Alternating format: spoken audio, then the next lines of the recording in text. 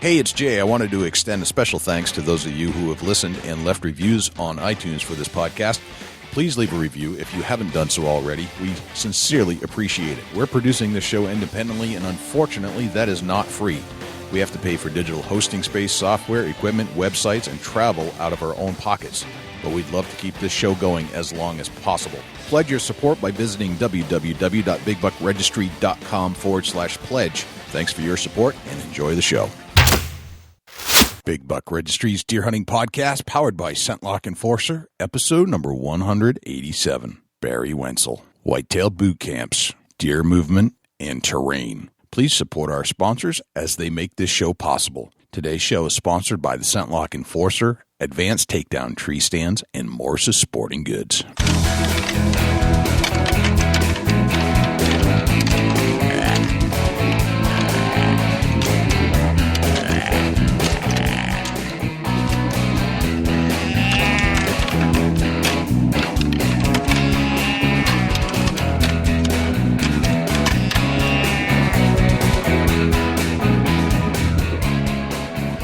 Big Buck Registry is a virtual museum of hunting stories. We preserve a piece of Americana by interviewing and recording hunters about their hunts and experiences from across the country. And who knows, maybe we'll learn a thing or two along the way that'll help us take our hunt to the next level. No, Chuck Testa. No, Chuck Testa. No, Chuck Testa. And you're still listening to the Big Buck Registry Deer Hunting Podcast. I'm trying to say that 3 times and not screw it up. Hey, this is Hal Blood from Big Woods Bucks. And you're about to push play on my favorite podcast, the Big Buck Registry. This is Laura Zara from Naked and Afraid, and you're about to listen to my favorite podcast, Big Buck Registry. Hey, what's up, everybody? This is Jay, and I'm just hanging out here in the studio with my good buddy Dusty Phillips. He's in the Ohio studio. I'm in the New Hampshire studio, and we're getting ready to do this podcast thing. I'm getting pretty excited. We've got a really, really, really good show coming up this week, and you're going to want to take out your notepad, I think. Dusty, what's going on in your studio? Man, I'm just relaxing, chilling out, getting ready to hammer out a podcast, and I'm thinking about doing a little turkey hunting. Turkey hunting. Man, you're talking about New Hampshire camp? Yeah, turkey camp in New Hampshire. I'm excited, man. Dude, we had so much fun last time. It was just... I've missed it since the day I boarded the plane to come back home. I've missed it. Yeah, it was a lot of fun. Just had a blast. I can't wait for the snow to melt. Now, bear in mind, we've got about 18 to 24 inches of snow on the ground right now. And it's crazy. I can't wait for it to go away. I actually busted out my snowshoes yesterday to walk through the woods because I haven't snowshoed in a long time. I haven't needed to. Last year we didn't have any snow, and now I've got more snow than I can shovel. We're actually running out of spaces to put it. But got the snowshoes out, and the reason I was doing that is because I'm trying to do some more coyote hunting, and the snowshoes are going to get me to my spots a little easier. But it's just I'm sick of it. Sick of it already. I like that nice, comfortable 8 inches of snow. I'm thinking, like, dude, get a snowmobile. Heck with the snowshoes.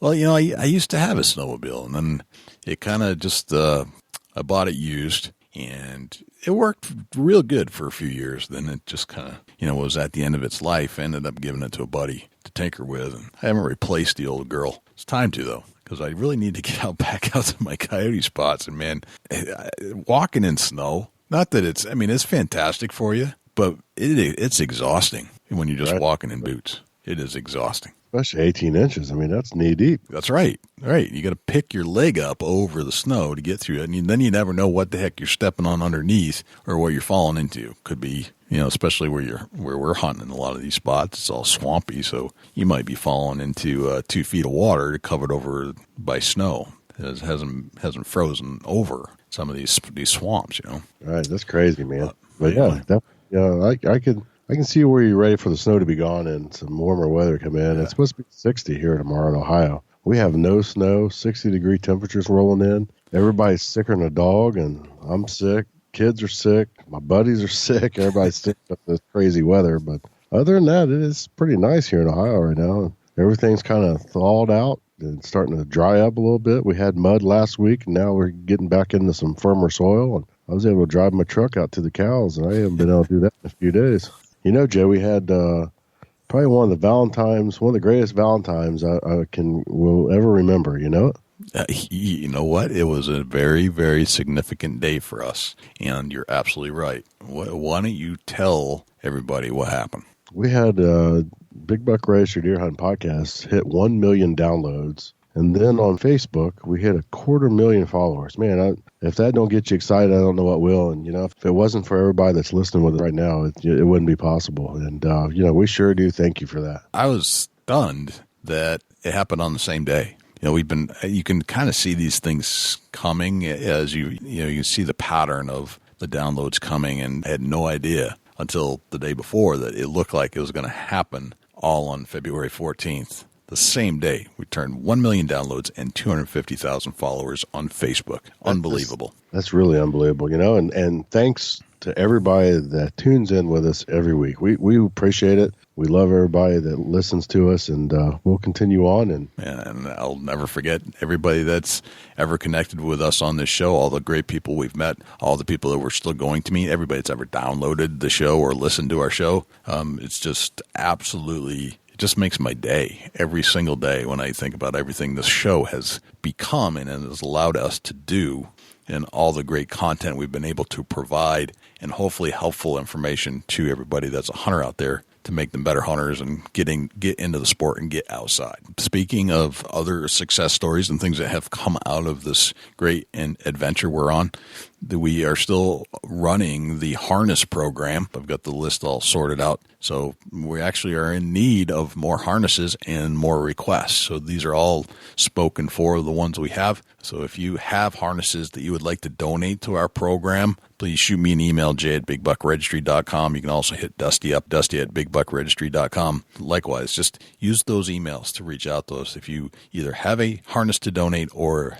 have a harness that you need. There seem to be a lot of people that actually don't have harnesses, and I think it was just kind of an oversight for a very long time, and you just kind of went without if you couldn't afford it. So we're trying to change that and get these in all these spare harnesses that come with a lot of these tree stands now. They can go to the hunters that don't have them right now. Absolutely, and if we can help somebody save their life, that means something to us. Absolutely. We want to make sure that you're able to go out in the field as much as possible safely and get back to your family. So we said that we had a great guest coming on this week, and it's a phenomenal guest, Barry WENSEL. Now, if you've heard of the WENSEL brothers, I don't know anybody that really hasn't heard of the WENSEL brothers. If you're a hunter of any sort, the WENSELs have been around for a very long time. I think they are credited with shooting the first video of the bow kill shot on video. That's how far back they go. And from all the people that we've talked to over the years, frequently, these hunters that we hold in high regard as talented hunters with some amazing skill sets reference the WENSELs as being their kind of mentors, or the people that they look up to as the best deer hunters they've ever met. And we had met Barry a while back when we first gathered at the Great American Outdoor Show, when this show was just getting off the ground. And we had kind of earmarked him to be on the show at some point. And we put it, finally, we put it all together. And we spoke to Barry and we got him on the show. And believe me, of the next hour and 45 minutes you're about to listen to this interview, it will seem like 10 minutes has gone by. But you will want to pull out a notebook and a piece of paper and a pen, because this show is loaded, and I mean loaded, with information. Absolutely. But before we get to Barry, let's go to Jim Keller with the Deer News. For the Big Buck Registry, this is Jim Keller with the Deer News. And our first story this week, jet leaving Charlotte hits deer, makes emergency landing. This story was originally featured on the Charlotte Observer website. It was reported by Joe Maruzak. An American Airlines regional jet that was taking off at Charlotte Douglas International Airport struck a deer at about noon Wednesday, causing the crew to declare an emergency and return to the airport. The American Eagle plane was headed to Gulfport Biloxi International Airport in Mississippi with 4 passengers and 4 crew members aboard, American spokeswoman Katie Cody said. The CRJ-700 struck the deer during its takeoff roll. The flight crew declared an emergency and then did a flyover so personnel on the ground could inspect it for damage prior to attempting a landing. The jet landed on runway 18 left, 36 right, and passengers evacuated on the runway. They were returned to the terminal on buses, Cody said, with no injuries reported. Firefighter crews met the plane and sprayed flame retardant because it was leaking jet fuel. The runway opened shortly after 2 p.m. after an inspection and after the plane was towed away. The Charlotte Douglas spokeswoman Lee Davis said the airport will evaluate how the deer got on the runway as part of its wildlife management plan. Surrounded by over 19 miles of barbed wire topping perimeter fence, Charlotte Douglas is also ringed by thousands of acres of wooded land conducive to deer. Wildlife strikes aren't rare in Charlotte's airport, but they don't usually cause damage. The FAA had 47 reports of wildlife strikes at Charlotte Douglas in the first 4 months of 2016, the most recent period available. Almost all of the collisions were small birds or bats, though a coyote and a raccoon were also struck on Charlotte's runway last year. Wednesday's incident was the sixth deer versus plane collision at Charlotte Douglas since 1994, according to the FAA. Trappers prevail in Maine Lynx incidental take lawsuit. This story was originally featured on the deeranddeerhunting.com website and was reported by Alan Clemens. Trappers in Maine and the state's Department of Inland Fish and Wildlife won a court battle February 15th against a lawsuit filed by 4 animal rights organizations regarding incidental take in regard to the Endangered Species Act. The ruling was handed down by U.S. District Judge John Levy. The Sportsmen's Alliance Foundation joined trappers and the Maine DIFW in fighting the lawsuit. Here is a press release from the foundation about the ruling. On Wednesday, February 15th, U.S. District Judge John Levy issued his ruling in a lawsuit that sought to revoke the state of Maine's Incidental Take Permit, ITP, which would open individual trappers to Endangered Species Act, that is ESA, violations. Judge Levy ruled the U.S. Fish and Wildlife Service's use and application of ITPs were unlawful and in keeping with the requirements of the ESA. The ruling is a clear victory for the Sportsmen's Alliance Foundation, Trappers in Maine, and the Maine Department of Inland Fish and Wildlife. In this ruling, Judge Levy found that the U.S. Fish and Wildlife Service's actions were in keeping with the requirements of the Endangered Species Act,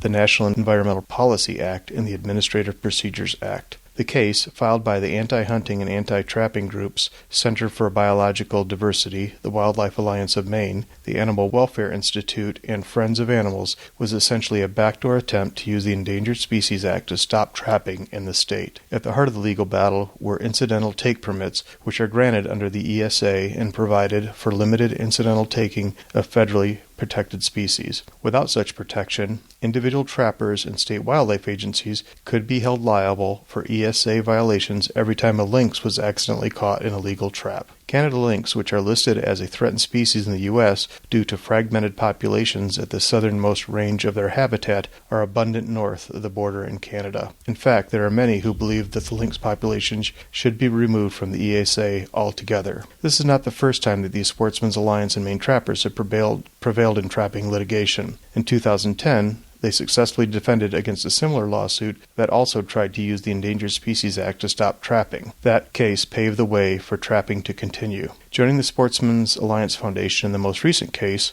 was the Maine Trappers Association and the National Trappers Association.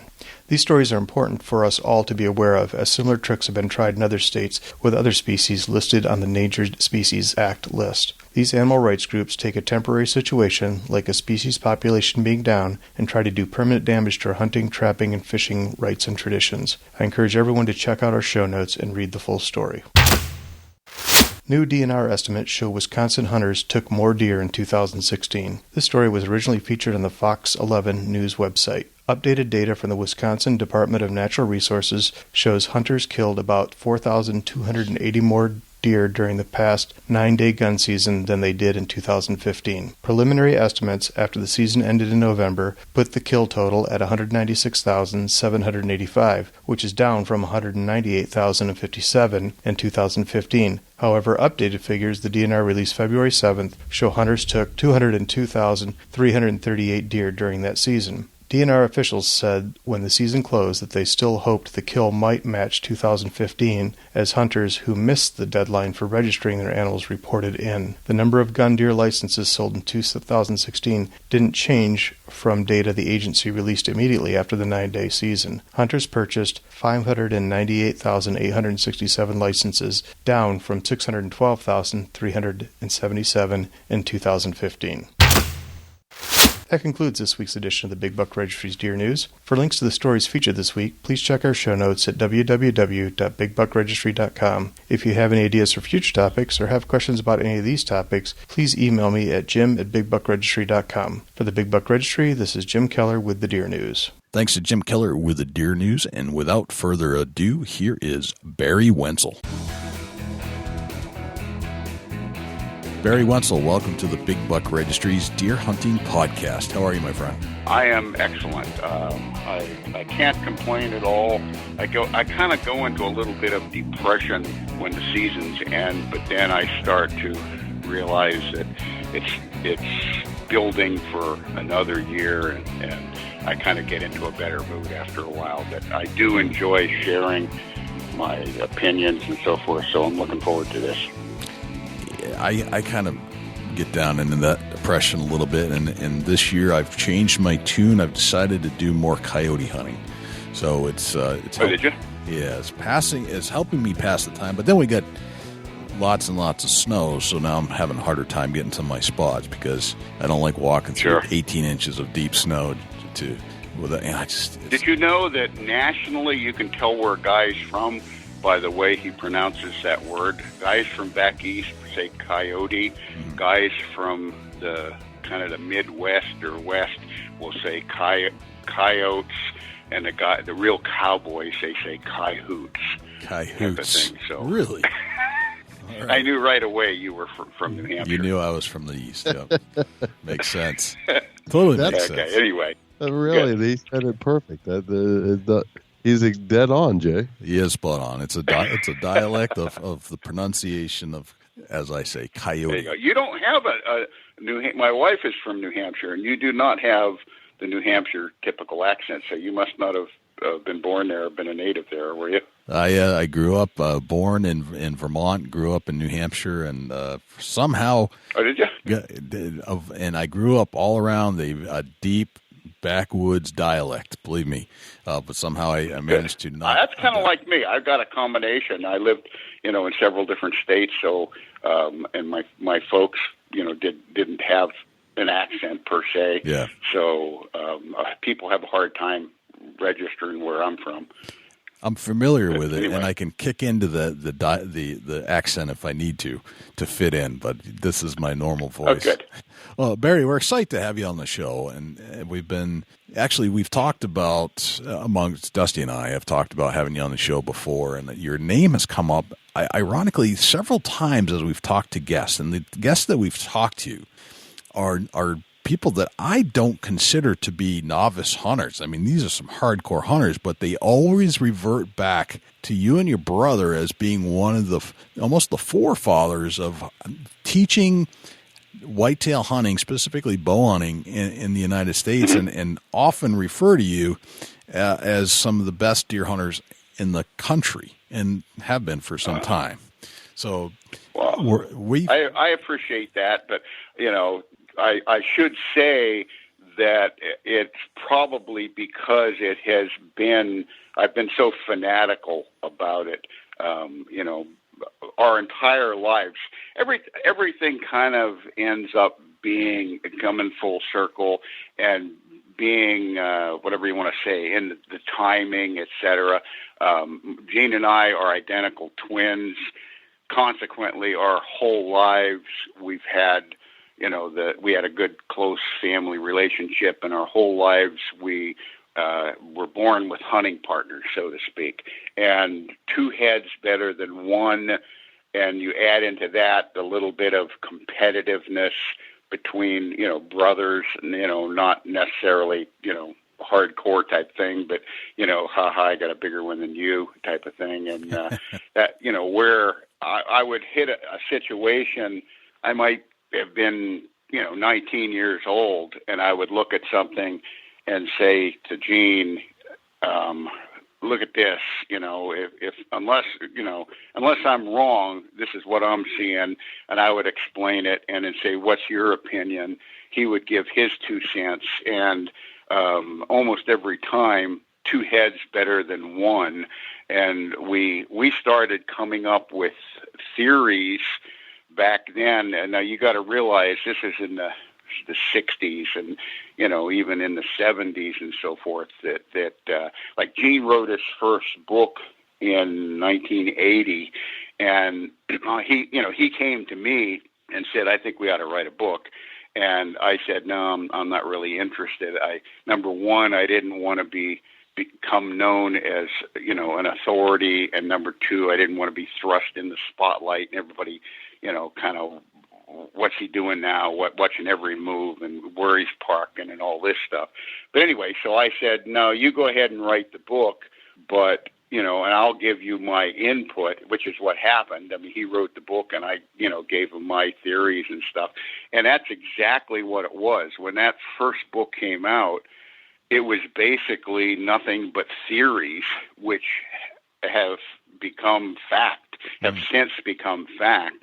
So, I mean, when that first, our opinions came out, we had deer biologists, say, hey, where'd you guys come up with this stuff? This is good stuff. This is the missing piece of the puzzle. And, how do you know that, and we would just give them our input. And we are not biologists, but we were avid woodsmen, type of thing. And we were willing to share that with a lot of people and so forth. So, again, it's, you study anything or do anything for a long enough time and you'll become good at it, type of thing, Gotcha. So, well, I consider you to be whitetail hunting royalty. Let's put it that way. Well, thank you. Thank you.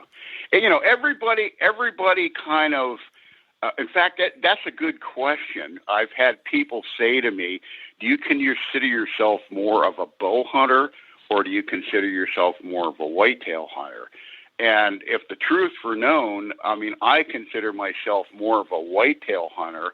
I just hunt with a bow and arrow, and I just hunt with traditional equipment. But the reason that I started bow hunting was because the 2-season type of thing. And all of a sudden I realized in order to, we were raised with good morals and ethics and, never had any, legal problems or whatever. So, my point is in order to maintain the ability to hunt, I wanted to handicap myself so that I could spend more time out there legally rather than just go, shoot a deer opening morning and then be done with it type of thing, So anyway. Barry, let's go back a ways to when you and Gene were just kids and starting to understand and learn the woods. Can you bring us back to like your earliest recollection? Wow. Earliest recollection. I was really little. Our dad was an avid hunter, and frankly, it's always been interesting to me because he taught us a lot of woodsmanship, skills that frankly, I don't know where he got them from. His family didn't hunt. He was the only, person in his family that I know of that hunted. And he again tended to be a loner. He lived a lot of his life in cities, but we had a hunting camp in we lived in New York State and in Connecticut and Vermont, and we had a hunting camp in upstate New York that we would go to literally every weekend, for Friday, Saturday, and Sunday type of thing for decades, years and years and years. And Dad, as a father son, frankly, I think that the main reason we started hunting with bows is he thought we would get in less trouble shooting arrows rather than BB guns or 22s. Right. And so he put bows in our hands, and it just kind of never went away. I mean, it's just we stayed bow hunting, and again, we went through the general kid routine of at 22, and then worked our way up, and I started hunting deer with a rifle, and after a couple years, I mean, this oh man, I'm done. I'm gonna have to either go to another state or take up bow hunting. So that's basically what we did. But we were self-taught. Dad would kind of point us in the right direction and answer any questions, but he believed that we needed to experience the situation for the knowledge type of thing, and he was absolutely right. So gotcha. Can you remember any of the lessons that your dad taught you? Yeah. In fact, I wrote something about this, I don't know, less than a year ago. I don't remember. I lose track of time. But I remember when I'll bet I wasn't 8 or 10 years old, Dad telling me, if you're hunting and you see a deer and he's looking at you, that you could raise your weapon vertically and maybe get away with it. But if you swung it horizontal, he'd bust you every time.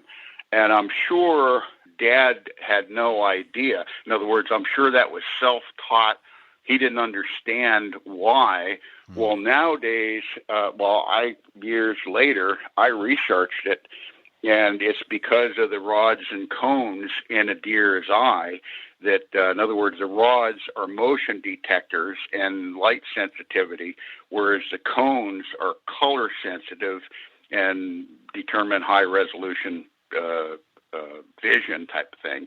So, and then deer don't have an ultraviolet filter like humans do. So, in other words, things appear to glow to deer, especially in low light conditions, which coincidentally is when they're most active in the low, so, right.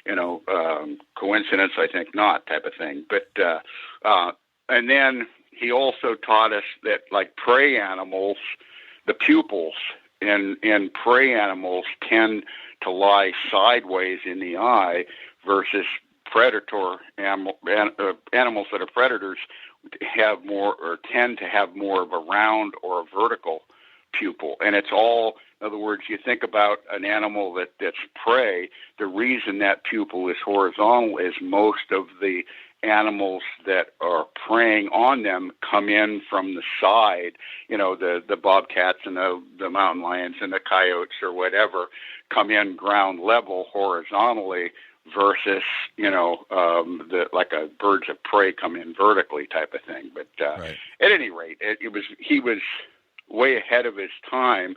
I remember him teaching us that, that if you raise your bow or your gun vertically, you can and then pull it straight back, your bow, for example, you can maybe get away with it. But if you have your bow down at your side and you swing it up, swing draw, you're going to get busted every time. So anyway, like I said, it was one of those lessons that I'm sure Dad had no idea why, but he taught us. And as later in life, I verified he was absolutely dead right. So that's a great tip, and I have a feeling that this entire conversation might be filled with little things like that, if I'm not mistaken. So I'm pretty psyched because I don't think we've heard that yet on the show. Your dad taught you a few things about the woods, and you and Gene it sounds like you were good buddies from the start, and you spent a lot of time in the woods. How old were you when you first killed your first deer on your own?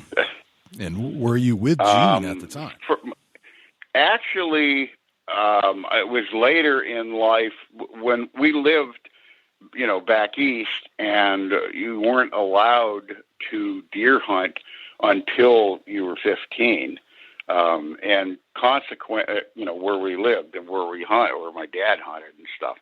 So consequently, I used to go, and I even as a little kid, I was 10, 12 years old, I would go running around in the woods. And I remember living in Connecticut where there weren't even any deer, and I heard somebody saw 7 deer up on this mountain on the edge of town.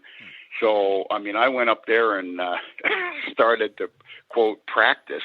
And, I mean, I didn't have a gun or a bow or anything, but, quote, practice was to go look for tracks and sign and you know, I mean, I would see stuff that, you know, back then a lot of people didn't even know what it was. You know, I mean, the scrapes on the ground and, you know, back in the 60s, you know, or 50s for that matter, people would see scrapes on the ground. Unless it was a knowledgeable hunter, they would think, oh, it's turkey scratchings or the deer's pawn for acorns or whatever type of thing. Right. I mean, they didn't realize the science or what's happening with, you know, deer scrapes type of thing. And right. As we got older, in fact, till it to this day, there's a lot of people who don't understand, you know, deer scrapes and stuff, and the function of a scrape, and you know, between the social structure of the animal. When a buck scrapes the ground,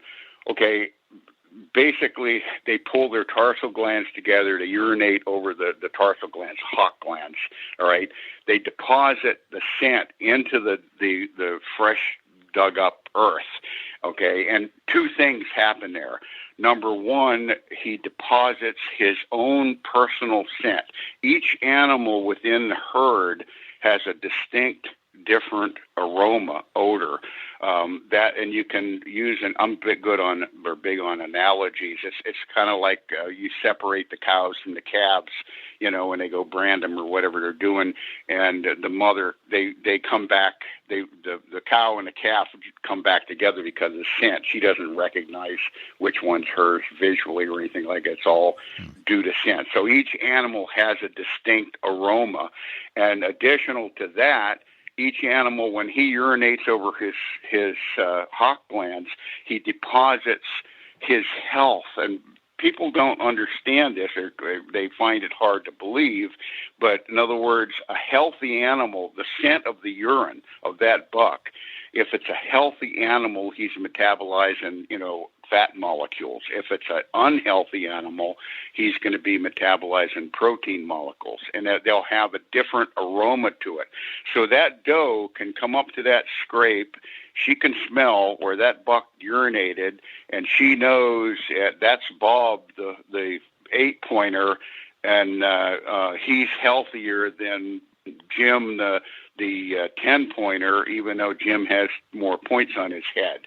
And she picks the one that she wants to be bred by. It's totally up to her. If she doesn't want to be bred, yes, the buck will continue to harass the doe, but she can just, all she has to do is keep walking. So she makes the determination on what is the most desirable sire, you know, in the herd, which one she wants to be bred by, type of thing. So that's the science behind a scrape, rather than just people thinking, oh, look, you know, one pawed the ground here, he's upset, or he's pawing the ground because he's, you know, frustrated or whatever. So anyways, a little more to it. Gotcha. It's interesting. Very interesting. Fascinating, actually.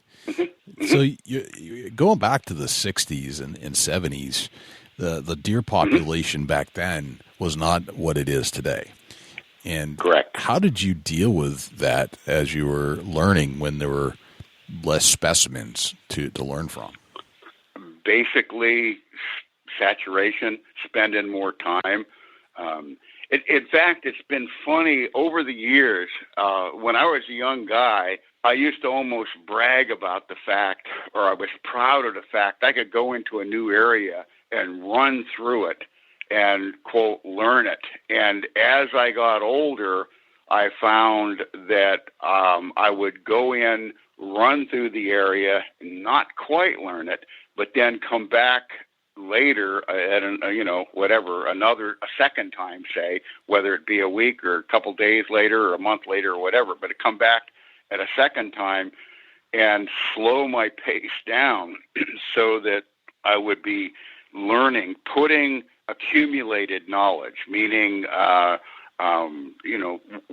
adding what I learned a week ago with what I learned 2 weeks ago, and then slowing the pace down so I can take all these things in.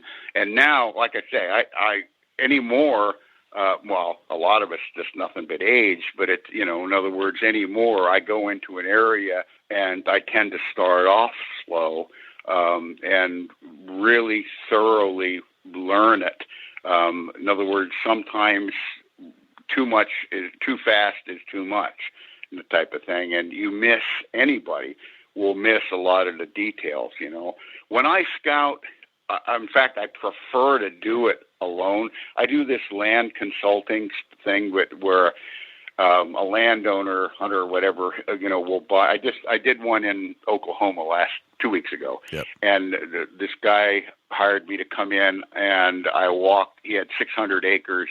I'd walk his 600 acres, and basically I would ribbon off trees for potential tree stands. And I tell the landowner, no offense, but I want to be alone the first 3 days. How many?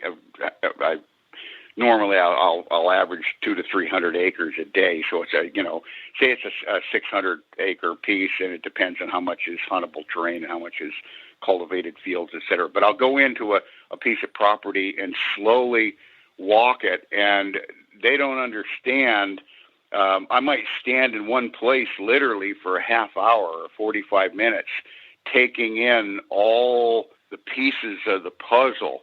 And if the landowner's with me, they end up usually telling me war stories about, my wife got a big one over here, and I jumped a monster over there, and and I don't want to hear that stuff. I'm looking at pieces, details, and I want to, then the last day, and I'll make my decision, and then the last day, I will take the landowner by the hand and walk around and show him the trees that I've picked and explain why I picked them, how he, when he should hunt it and how he should hunt it, et cetera, so that it's a learning experience for him. But I slow my pace down, a lot more than I used to when I was younger and so forth, but I was one of those guys. I couldn't get enough. I've hunted all over the United States, and as I said, I got a good variety of different hunting terrains, and again, that's why I do this, for personal satisfaction. That's what I really enjoy. So. Gotcha.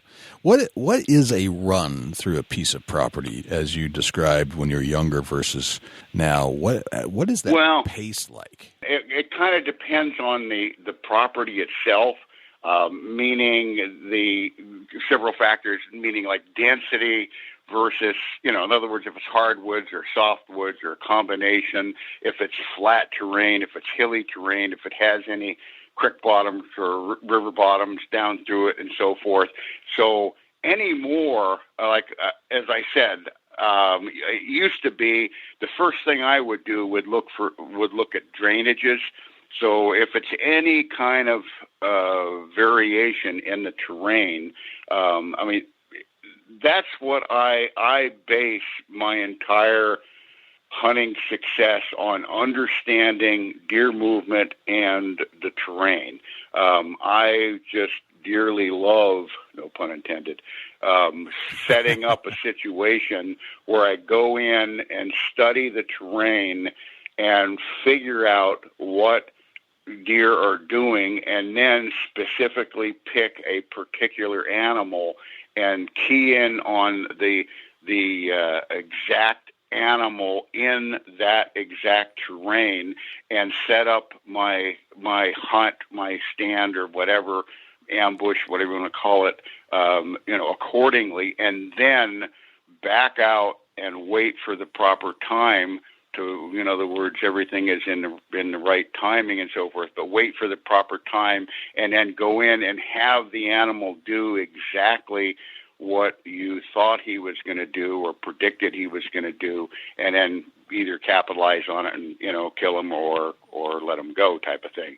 But my point is that setting up the situation a lot of times is nothing but studying the terrain.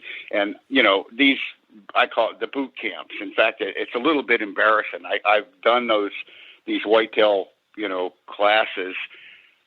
This will be my 13th year, and when I started them, I started calling them boot camps because it was boots on the ground and we were staying in the camp. But now they got marriage boot camps and all kind of boot camps on television and right. divorce boot camps. But anyway, so it basically they're whitetail classes and they're 3 days long. The first day is basically classroom stuff where I spill my guts and explain everything, and then the next 2 days we actually go in the woods, boots on the ground, and I will show them my own personal deer stands and explain why they're there, how I hunt it, when I hunt it, etc. And as I said, there's so many times guys will, say to me, I was so close, and, I just, what you just taught me is going to change the way I'm going to hunt the rest of my life. I can't thank you enough. And as I said, there's a lot of gray areas, meaning, and I explain it, it's like, you can read all the books and the magazine articles and go to the seminars and watch the DVDs and TV programs, and all that's, fine and well. But when the practical application, when someone takes you by the hand and takes you into the woods and points out things, that's where the real learning becomes obvious. And I use the examples, it's like edge. When you read and hear whether somebody will talk about edge in a seminar, and the person in the audience, they're thinking edge where the field joins the timber, okay? Whereas I'll take the people in the woods and I'll say, notice the understory here is thicker than it is right over here. Where that goes from thick to thin, that's an edge. Notice the reason that this is thicker, it's more dense, is because there's less canopy on the trees right here. Because, in other words, it might be softwood versus hardwoods, but there's the hardwoods will drop their foliage, the softwoods won't, and therefore more light, or it's been logged off, or light will come in and it will generate thicker understory. That's an edge where it goes from thick light intensities because of the light filtering in from the canopy. And again, these are things that are hard to understand or misinterpreted by the student of the whitetail, where it's, when I take them in and point that out, like a light bulb goes on and they're, oh yeah, now I get it, type of thing. And anyway, I really enjoy sharing, and especially since, people go home, I want them, again, I try to have, like hunting partners or brothers, or dad and the kid or whatever will come, and I want them to go home when I'm walking around. I want them to say, look at what I point out and think, hey, this is just like behind the barn type of thing if we got it home. And then, or they get talking back and yeah, this is just like, Barry showed us when they get home type of thing. And here's a good example. It's been about 10 years ago. In fact, I don't even remember the guy's name. I think he was from Wisconsin or Minnesota maybe. But anyway, it was a father and a son. The son was 16 or 17, something like that. They came to one of my sessions. They went through it, which is they're normally in March, February, March, April type of thing, And then that fall, he sent me a letter, I guess it was. But anyway, and he thanking me, he said, he owned, and it wasn't a very big piece of property. It seemed like it was like 80 acres or 60 acres or something like that. And he said he was raised on it. And he said, he said, my son and I both killed our bucks this year out of the same tree. And he says, I walked by that tree for 20 years and never even thought about putting a tree stand in it until something I said during the weekend. In fact, I wish I knew what I said. But anyway, apparently something I said, a light went on, and the father's buck was Boone and Crockett. It measured 173, if I remember right, and the kid's was missed Boone by an inch. It was 169. I mean, both of the biggest bucks in their life out of the same tree that he walked by for 20 years. And, that's what I'm saying. That's very rewarding to me when I can change, like, especially the son, and as I said, at the time, I think he was 16 or 17, so he's probably 26, 27 now. But what I'm saying is, it probably changed the way he would look at hunting property, not just his, but anywhere he hunts the rest of his life type of thing. And I'm very proud of that anyway. Gotcha. It's fascinating. Do you have any like milestones or moments in time over the years that you consider milestones as a hunter that you can reflect on? I have been really fortunate my entire life. Well, let me put it to you this way. If I had to live my entire life over again, and I don't know very many people that can say this, but there's hardly anything that I would change. I've been fortunate. My wife and I, we're going to do, this year will be our 50th anniversary. I mean, she's great. I'd marry her in a heartbeat in a second. We've raised 3 kids. All 3 kids are excellent, upstanding citizens. They don't smoke, drink, do drugs, never been arrested. I mean, they're good kids. The same, I've been able to spend time. It's because of them and their generosity that I have been able to do what I want to do. But in the same respect, I know my limitations.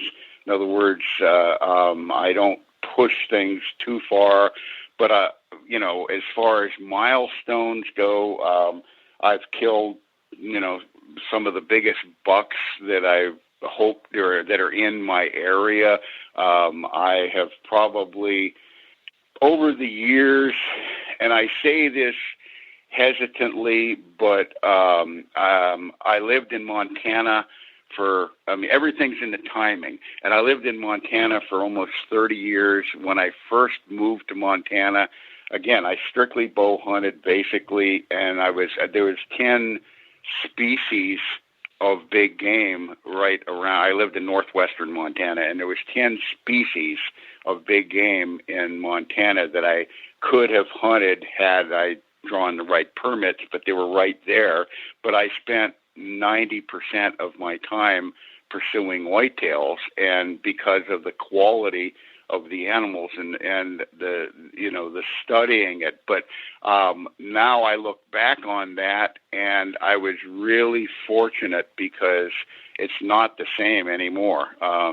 When we lived I lived in northwestern Montana in the Flathead Valley, and Gene lived in the Bitterroot, like 110, 120 miles south of me.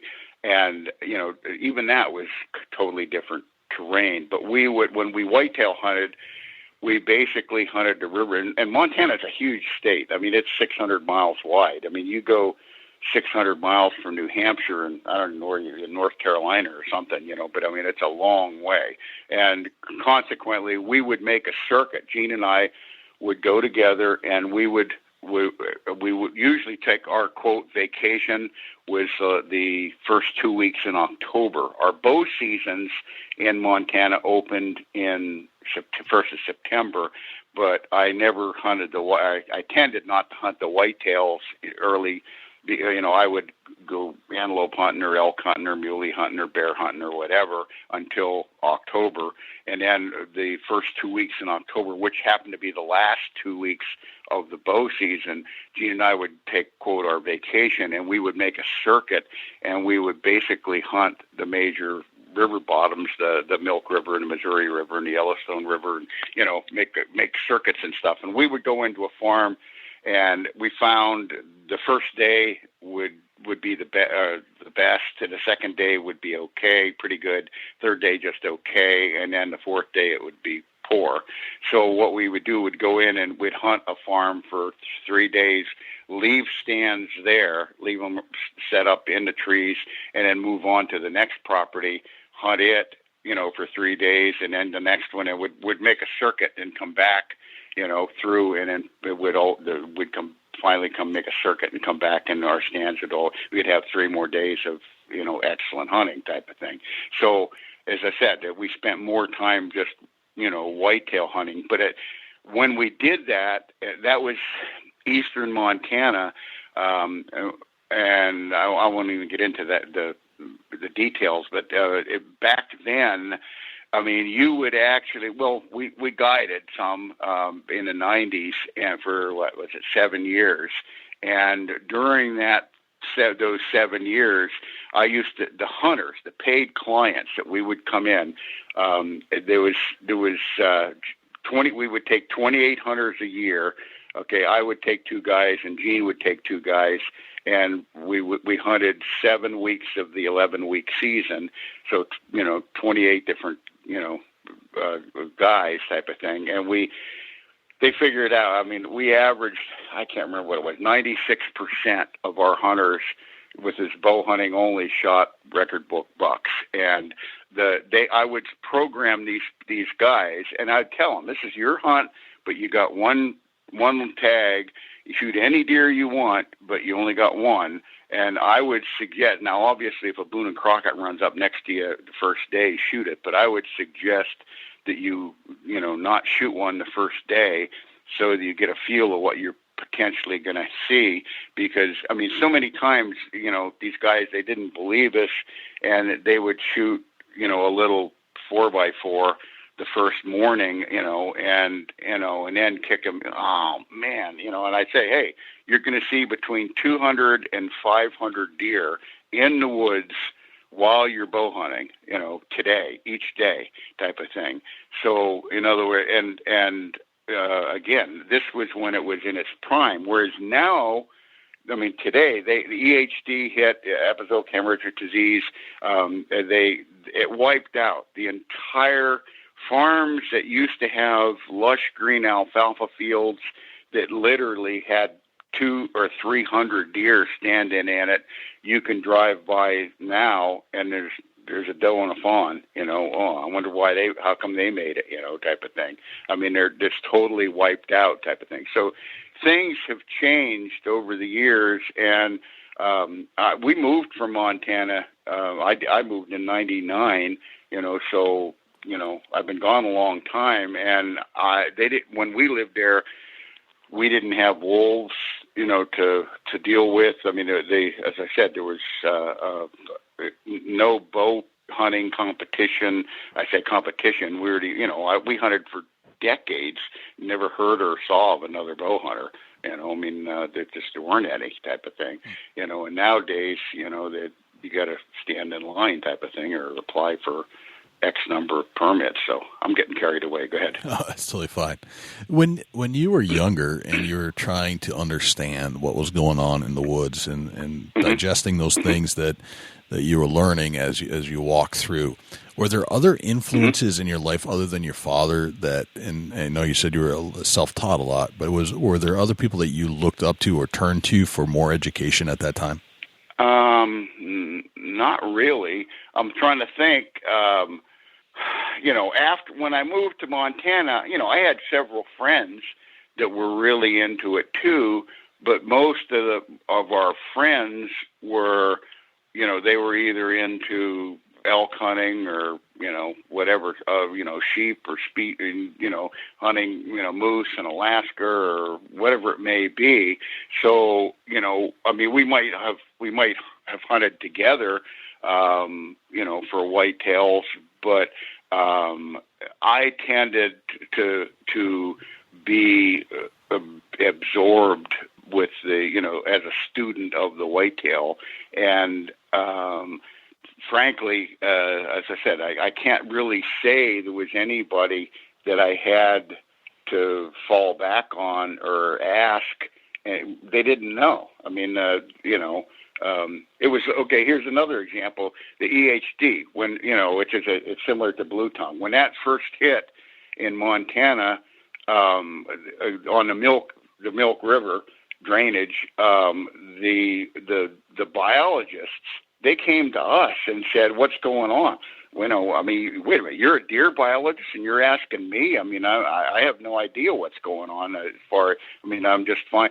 But there was a lot of stuff that was not factual. For example, I was told, and again, this is back in the 90s, so it's changed drastically. They're much more educated on it now. But I was told originally that EHD, that it was non-sex specific, meaning it killed just as many does as bucks. It was non-age specific, that it killed just as many trophy bucks as yearling bucks or whatever. Okay, but when we went out in the field, I remember, and I don't remember the exact figures, but it was like Gene and I, we found 70 dead bucks on the farms that we bow hunted, and 2 does, and that's pretty lopsided when it's supposed to be 50-50. Something's not right there. And of the 70 bucks, 90, I think there was 1 forky and 1 3x3, and all the rest were 4x4 or better. So we're talking, 3.5 to, and up, 4.5, 5.5-year-old bucks. And so it was wiping out entire age structures out of the herd. And consequently, the biologists, like I said, I don't think they had a clue. Now I'm sure they do now, but I kind of gotten away from it because I don't live there anymore and I don't hunt there anymore. Right. So anyway, fascinating. It's interesting. It is interesting when you actually, you can read everything you want, but until you actually get your feet wet and hands dirty and see what's actually going on out there, it doesn't really mean much. Wow. Sure. Excellent. I wanted to we've been talking about some strategies here along the way, but I want to turn the segment over to Dusty here and get into some additional personal strategies that you may have. Sure. I want to start out, like, when you talk about you got the knowledge. When you went to the woods when you was a young man, what made you be successful in the whitetail woods? Where did you get that information from?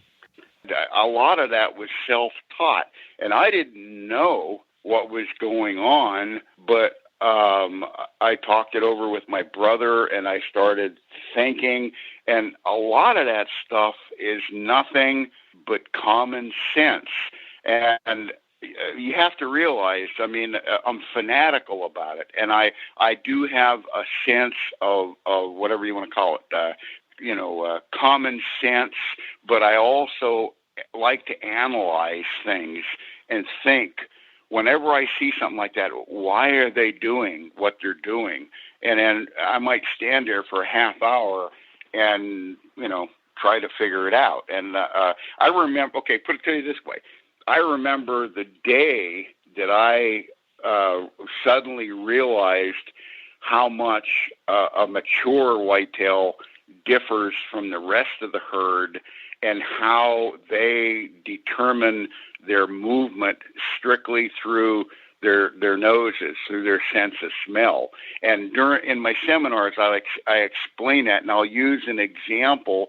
If you've got a mountain with a field, a cultivated crop at the bottom, whatever, alfalfa field at the bottom, all right, just science, meaning the hot air rises, all right, so the deer will tend to bed up high on the mountain and feed down low, all right. The normal scenario is to differentiate buck movement from the rest of the herd, mature buck movement from the rest of the herd, okay, in the afternoon, while and we're talking thermals, no winds or per se, but anyway, the thermal currents are rising up to the bedded deer at the top of the mountain, all right?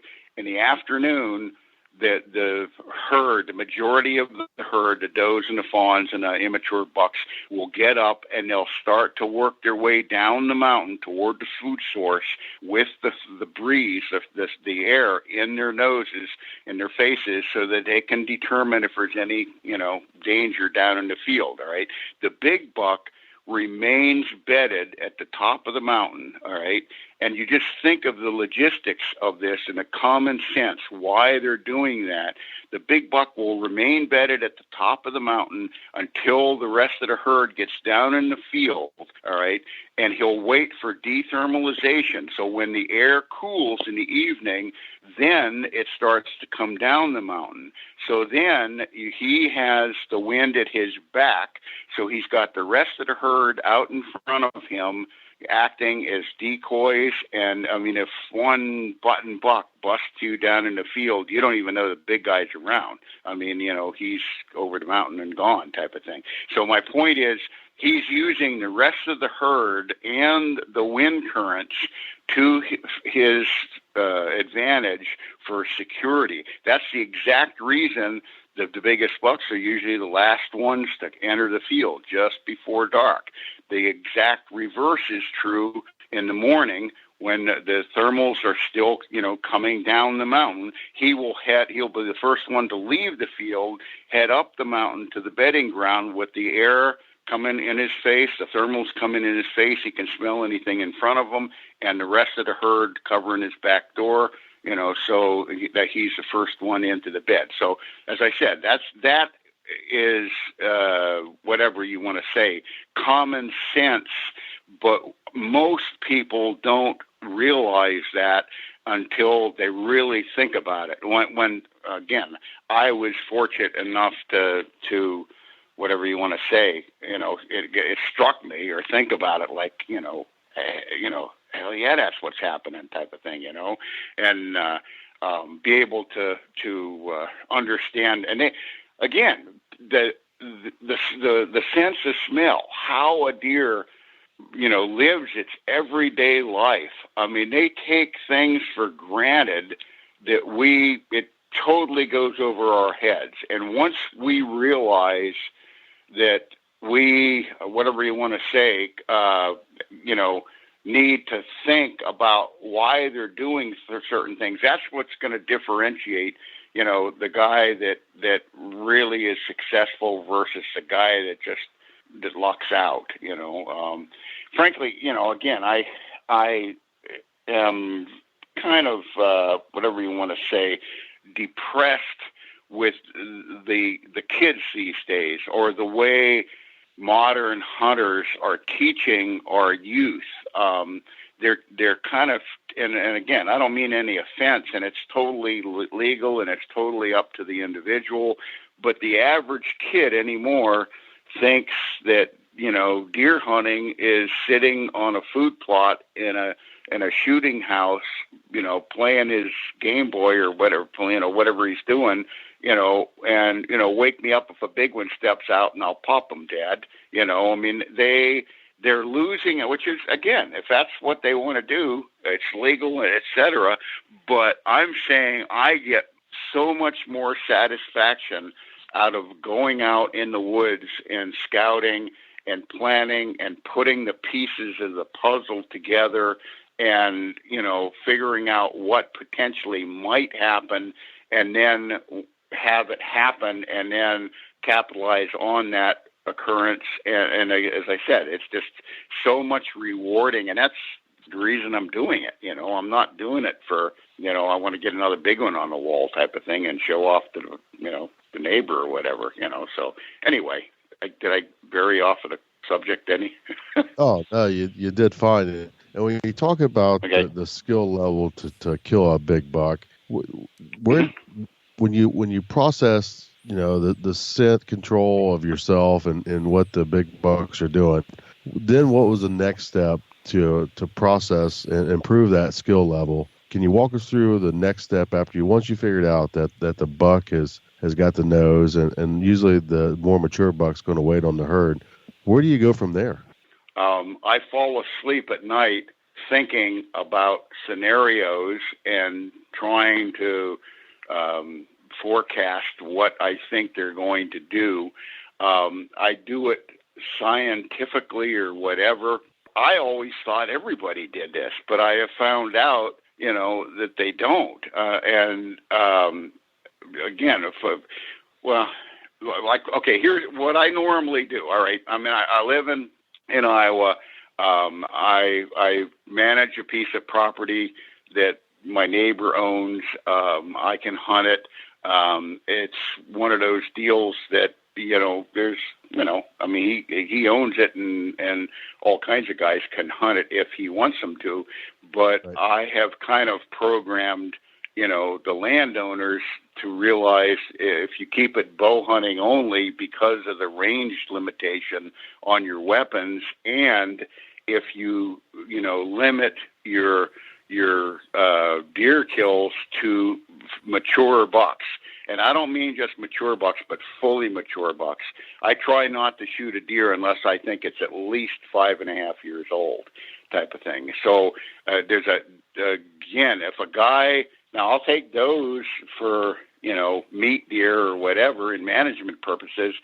But if a guy wants to shoot trophy bucks, I mean, there's so many guys that I'll see him on TV saying, he's mature, he's 3.5, or he's mature, he's 4. Well, they're 4.5. They might be quote mature, but they're not fully mature, type of thing. And if he would have waited one more year, it would have been that much better of an animal, and biologically speaking, it would be better. But anyway, I have multiple tree stands. What I do, I preset my tree stands constantly. I was out yesterday, scouting and stuff. And in fact, over the year, I've got in trouble doing that where I remember one landowner kicked me off because I was out scouting in I don't remember when it was, May or June or something like that. And, I come out and get in my truck, and here he comes pulling out, you have roadblock, and I don't know what you're doing, but you got to be up to no good. And that guy happened to be an avid baseball fan. And I said, you like to watch baseball games? And I said, I like to watch deer. And he says, oh, bull, the deer season doesn't open until October, and I don't know what you're doing, but you're up to no good. I don't want to see you again, And so anyway, and here I said, hey, stop me. Look at my truck. I got a pair of binoculars and a camera in here. I don't even have a gun with me or a bow or nothing. I'm just scouting type of thing, I don't care, Anyway, Like I said, I spend a lot of time, but I will set up my stands accordingly. Then I normally either name the stand or number it. If you can't think of names, number it. No, most of the time other people name them, but okay. But I have a list of 8 different wind directions, north, south, east, west, northeast, southwest, east, northwest, southeast. Okay, so I got 8 wind directions, and then I have morning stands and evening stands, all right? So every year I will categorize each one of my stands, and I'll say, like where we live here, our predominant in the October, basically, our predominant wind direction comes out of the southwest, all right? So I'll go to my charts, and I'll have 12 stands that are good for a morning stands in the southwest, and then I'll have 10 more that are good for morning stands for the northeast. All right. So then I get up in the morning and I'll turn on the computer, go to the weather, and I make sure you use a weather site that has the hourly changes and stuff. And I must say this, when I lived in Montana, west of the Continental Divide, they were terrible. Our winds were nothing. You couldn't depend on it. It often, sometimes came down to the Pacific Northwest, sometimes out of, Canada.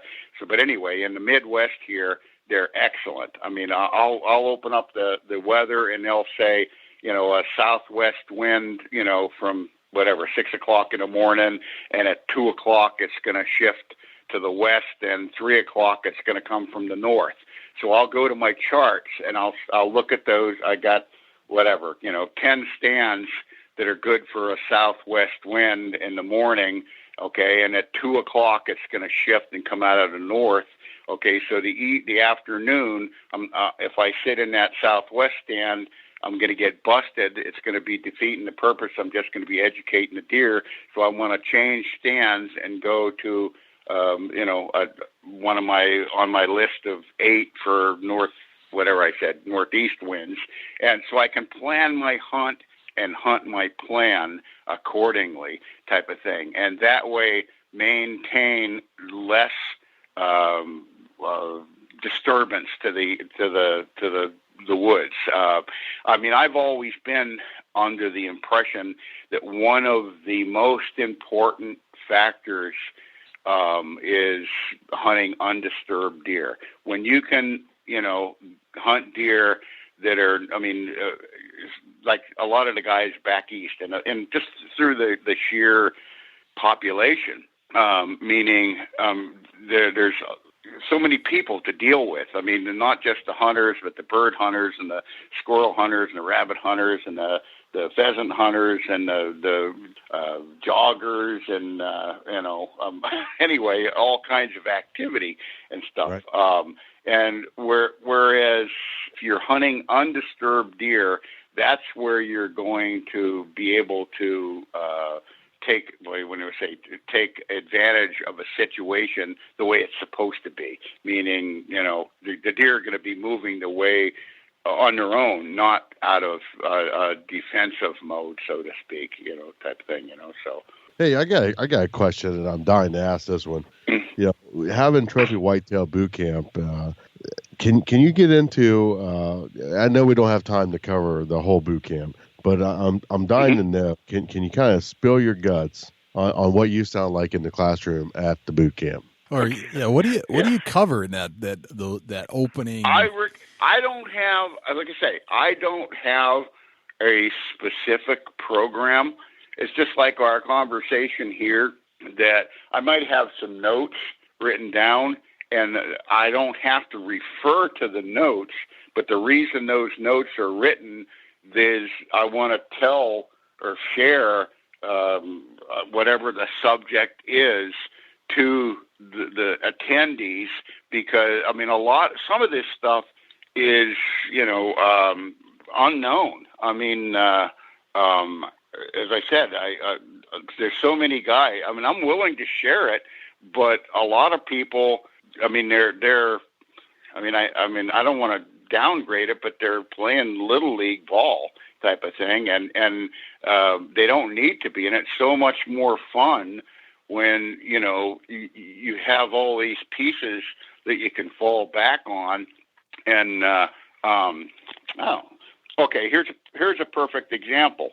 The wheeze, and I don't know if you guys are familiar with that. The biologists call it grunt, snort, wheeze. Well, I just refer to it as a wheeze. And I started wheezing in deer in the early 80s, I think, is when I started. So you got all the 80s and 90s, all the 40 years of doing it.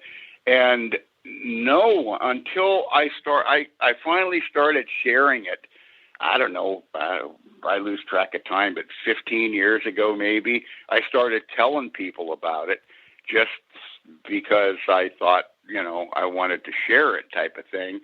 And, nowadays, they got commercial wheeze calls and again, I'm not in it for the money. In other words, and I'm a big believer that, and I'm sorry if you have any sponsors that make wheeze calls, but you can make the sound of a wheeze with your mouth 10 times better than you can with a wheeze call. A commercial, I hear the ones that they sell commercially, and it's just like it's just very dry, hollow, whereas the one you make with your mouth, it's moist. And again, I teach people how to do it, but it's it's moist and it sounds identical. And I've been doing it for whatever it's been, 30-some years. And I'll tell you right now that every year I will wheeze in multiple bucks that I would not have any chance at. meaning they're out of range, they're walking away. I watch the TV programs, and again, a world-class hunter. He's got his own TV show, and here goes a big buck walking away, and he'll go, oh man, and he'll snort or rattle or whatever, and the deer will walk off, and he doesn't wheeze. And I guarantee you, had he wheezed, I mean, I've got it on film dozens of times where the deer is out of range, going away. He's cutting cross country, and I'll wheeze at him. He'll spin on a dime and turn around and walk up and stand at 8 yards, looking around for you, and you're forced to shoot your way out, But I enjoy sharing, but there's some of it. The guys, are opinionated, and and they've been kind of programmed their whole life. Don't make any noise. I mean, stealth and be real quiet, but they don't use any common sense type of thing, So anyway, I got off on a tangent there again too. That's okay. No, these are great tangents. For sure. So that's a taste of deer camp. Well, let's say all kinds of stuff like that. I mean, again, I use examples of, like, I got a sandbox. Okay, I'll put like moist sand in it and make a little mountain to show the attendees an example of how deer use their noses to everyday movement and stuff. In other words, okay, and I'll try to. It's a lot easier to understand when you can see it, but I'll try to explain it to you. If you've got a ridge, all right, and say the deer, the ridge, say the ridge runs east-west, and the food source is at the east, across the road to the east, and then if you go to the west, the ridge kind of tapers down and goes down to a creek bottom, all timber and stuff. All right. The normal scenario is there might be, say, a human activity, a logging road, and I'm talking about a grown-up, not even maybe not even drivable, but an old logging road that's on top of the ridge that they used to use when they logged the timber 50 years ago, type of thing. All right. Say your predominant, and again, the ridge is running east-west. Okay, your predominant wind direction, say it's like around here, it's coming from the southwest. All right. In the morning, the deer might walk the logging road. A human activity is generally they'll walk the flat on top of the ridge where the logging road is. I mean, that's why the logging road's there, so they don't have to side hill it. And before light, the deer will walk that logging road, all right? But once it gets light, again, most of the time, I shouldn't say most of the time, sometimes they'll walk that logging road in the middle of that flat, but in the morning. And you think about the reasoning behind it, they've been up all night, there's been no activity, no traffic, no hunters, everything's been all night long. Everything's been cool. All right. But then in the afternoon, they'll work down and they'll bed on the slopes with the southwest wind at their backs. So in other words, they're bedding. They can see what's in front of them through the open hardwoods, and they can smell what's over their back. So they're secure. They're safe all the way around, all right? In the afternoon, when they get up from their beds and start to walk that ridge back towards the food source, they will almost always, walk on the downwind side of that ridge. They won't walk on the top where they walked in the morning. They will walk over the crest, so they're not, number one, they're not skylined, and number two, they can smell anything that's upwind of them, and they can see anything that's downwind of them in the open hardwoods. So they can see where they can't smell and smell where they can't see. And they'll use that movement pattern to go from their bedding to their feeding source. And most guys don't have a clue. In other words, how you can set up, they'll set up their stand either on the food source out on the edge, and, the deer will finally make it to the food source just at dark, and, oh, man, it's too dark to shoot now, or whatever. or they'll set up on the flat where, in other words, they're on the way. The deer, they think the deer are on the way out because I saw them go in there in the morning, but the deer are, downwind over the edge, and they're going to get busted every time, type of thing. So how you set the thing up is going to determine exactly, the success of the hunt and stuff. These deer, they move every time they move. There's usually a reason behind it, and that's what you need to do, is to start to think, why are they doing this, and is how can I capitalize on that situation and stuff. Again, it's really interesting, and it's just nothing but survival. Gene and I go around about that a lot. We disagree on some things too, and one of them is, in other words, he's of the opinion, and he's right. Deer, it's a gray area, but deer don't reason, and I agree. Deer don't reason. But I say they do things that are instinctive, meaning, okay, if you got a deer, you're up in a tree stand and you got a deer feeding, eating acorns out there in front of you, and 300 yards away, a deer snorts, all right? That deer that's feeding underneath you doesn't reason and think, okay, let me think now that the wind's coming from the northwest, and that deer is, okay, there must be something up in that field, so I don't want to go that way. I got to go, they don't reason like that, okay? But they do have an instinctive, whatever you want, a comfort zone.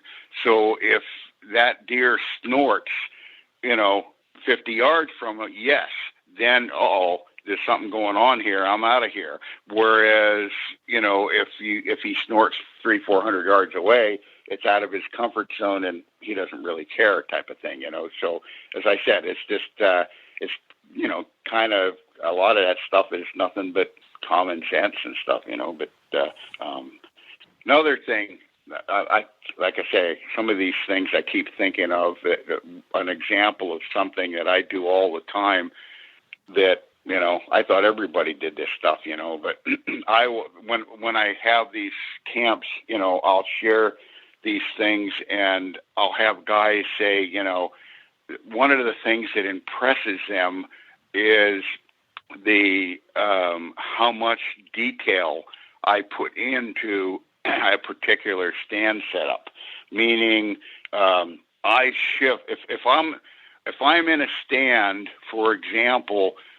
Okay, say the trail is going east-west, all right, and my stand is on the north side of that deer run, all right, and you hunt it on a southerly wind, so your scent's blowing from the deer trail to your stand, all right.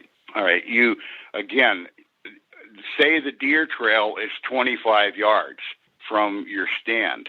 I'm a 15-yard guy. I mean, I prefer my shots to be 15 yards, and especially in my older age and stuff, I've got, some health issues. And so I tend to shift the deer movement, and I can do it every time, type of thing. So, and I'll explain to these guys, okay, perfect example, just a scenario I just described. I say that the deer run is going east-west, and the feed, the crops are to the west, and the bedding areas to the east. So in the morning, the deer go from right to left, west to east, and you're facing south. All right. But they go by at 25 yards. All right. If I want to shift them closer to me, I will hinge cut a tree on the north side of the major deer run. And now the angle and hinge cut is very important, meaning I usually use a 6 or 8 inch tree, and I'll cut it through enough so that I can manipulate the way it drops, the direction and angle of the drop. And as using that same scenario, I'll drop the top of the tree will be on my side of the run, and I'll drop it to the southwest so that the top of the tree, the thicker part of the tree, will drop to the southwest. Okay, and that's very important because the whatever you want to call it, the blockage, the visual that deer gets is more brush and leaves to his right going from west to east. So again, and you don't want to drop it perpendicular to the run, because if you do, and I'll cut them at approximately 4 feet high. So you want it high enough that he's not going to go over it, but low enough he's not going to go under it, type of thing. And you drop it at that angle so that when he walks down that run, here's a tree blocked and it's angling at a 45, and it'll kind of nudge him with most of the cover to the right. It'll nudge him to the left towards your tree stand, all right, and he'll go around that barricade. Then I take a rake. I use a hoe. I mean, not a rake, but the rake, the leaves get stuck in it too much. But I take a hoe, and I'll, in the understory or in the leaves, I'll rake a visual path around that barricade. And I mean, again, here comes the deer going from his food to his bedding, and there's a tree down across there, and it's kind of angled, and I don't have to jump across. That's too thick over there. I'll just, and he shifts his movement. There's a trail right there. He'll shift his movement pattern and end up walking by 12, 13 yards instead of 25 yards. And then the boogeyman is there to take advantage and, decide whether to shoot him or not, type of thing. So, as I said, I do a lot of detailing that, why didn't I think of that? And I just hear these guys, say, and that's what I enjoy, sharing and stuff. I mean, and in fact, it benefits the sport. In other words, if I can, and I shoot a recurve, but, some of these guys are, they can shoot them in the eyeball at, 35 yards. I've read that, it was a slam dunk 35-yard shot. I don't even shoot them at, 25, no less 35. But anyway, my point is that you can increase in other words, rather than shoot at a deer at 25 yards, I think I can do that, but that's right on the edge of my effective shooting distance. In other words, if you can shift them to 12 or 13 yards, you're going to be a better shot and be able to keep the percentages up, be less likely to wound them, and right. Et cetera, Right. So anyway. You're a Rolodex of information, that's for sure. Barry, I asked you in the beginning, I want to transition into a new segment here. I asked you to think about a memorable deer hunt that you've been on, and I was wondering if you had one in mind, and if you do, could we go on that trip with you? Elaborate on it? Yeah. In fact, I shot two good bucks this year. The one, which was the second one, I shot him on November 21st, and I'll remember, it was one of my all-time favorite bucks for a couple reasons. But anyway, let me play the scenario back and show you or explain the difference of how I do it versus how, most guys would have done it, type of thing. Okay. All right. But anyway, this is in a big patch of timber. And there is a food plot surrounded by timber. It's a small food plot. It's only, maybe an acre and a half at the bottom of a ridge. And the reason the food plot is there, in fact, people probably wouldn't believe me if I told them this, but it's a fact. I've never shot a deer in a food plot in my life. I'm not against it, but I just never hunt food plots, or hardly ever. But anyway, my point is that I noticed when I would come down, there was a logging road, a skid road coming down the mountain into the food plot, and there's the plot, and then there's a ridge on the other side of the plot, another hardwood ridge. So the plot is kind of in a valley, all right? And I noticed years ago, every time, depending on the foliage, meaning when the canopy, when the leaves still had leaves on it, you could go down the road itself and get away with not being seen and sneak down into the food plot. But as soon as the fall foliage, cleared the leaves out, if you walk down that road, every time I did it, I would see, I'm just walking quietly down a logging road, and I'd look across the valley, and there goes 6 or 7 or tails or 3 or 4 or whatever. I'm spooking deer because they saw me walking down the road. So to alleviate that problem, before I dropped down the road, I cut off to the left, which happens to be west, and dropped down through the timber. Again, I'm out of sight, totally out of sight of the food plot. I dropped down through the timber to the bottom, and then I hit a dry creek bed in the bottom. All right, rather than walk the dry creek bed up to my stand, I walk away from the stand, downstream in the dry creek bed, cross. I come up on a flat on the other side, go across a weedy flat, and then follow an old hedgerow up to my stand. So I'm, quote unquote, coming in the back door, okay? But it's hundreds and hundreds of yards out of my way.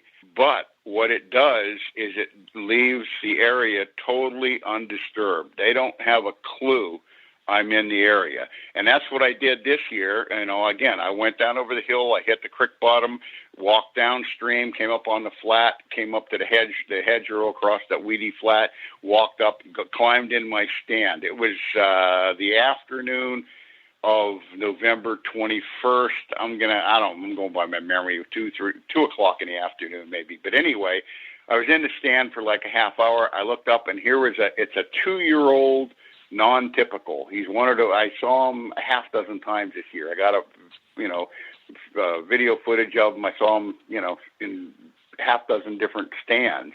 But he's one of those, he's a really neat buck with a lot of character, but he's only 2 or 2.5.